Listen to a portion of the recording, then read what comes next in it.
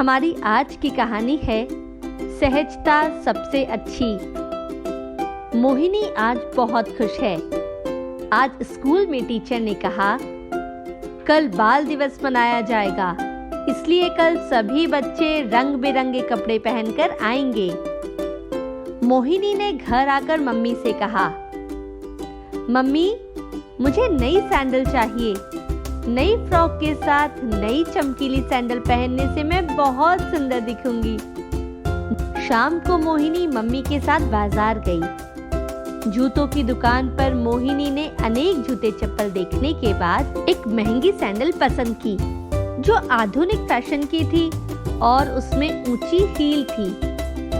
Mummy ने उसके लिए एक सुंदर सैंडल पसंद की, जो बहुत आरामदायक थी, किंतु मोहिनी ने जिद कर चमकीली ऊंची सैंडल ही ली। दूसरे दिन मोहिनी ने अपनी नई फ्रॉक और नई चमकीली सैंडल पहनी। मोहिनी बहुत सुंदर दिख रही थी। वो बहुत खुश थी। उसके सभी दोस्तों ने उसकी बहुत तारीफ की। बाल दिवस के उपलक्ष्य में स्कूल में बच्चों के लिए अनेक कार्यक्रमों का आयोजन किया गया था। मोहिनी भी अपने दोस्तों के साथ खेलने लगी, पर शीघ्र ही उसकी नई सैंडलें उसे काटने लगी।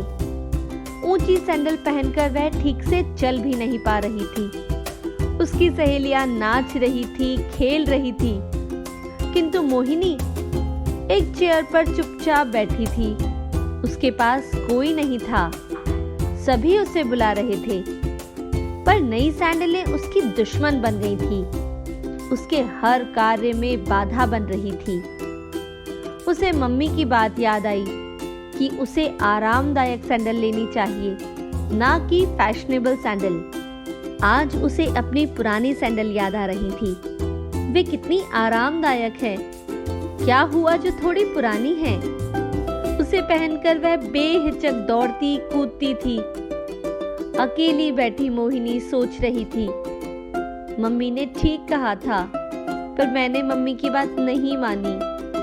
आज इन दुखदाई सैंडलों ने उत्सव का सारा मजा किरकिरा कर दिया। मोहिनी उदास हो गई। शाम को मोहिनी घर पहुंची। मम्मी अपनी परी सी बेटी को देखकर बहुत खुश हुई और पूछा, मोहिनी आज तो तुमने बहुत मजा किया होगा। सबने तुम्हारी बड़ी तारीफ की होगी। क्या क्या किया बताओ।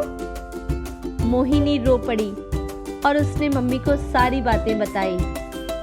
मम्मी ने उसे प्यार से समझाते हुए कहा, बेटा हमें हमेशा ऐसे कपड़े और जूते पहनने चाहिए जिसमें हम सहजता अनुभव करें, न कि गर्व करने के लिए या दूसरों को दिखाने के लिए हम कोई चीज पहने।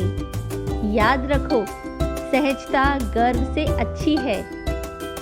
मोहिनी ने स्वीकृति में सिर हिलाया, क्योंकि उसने अपने अनुभव से इसे सीख लिया था।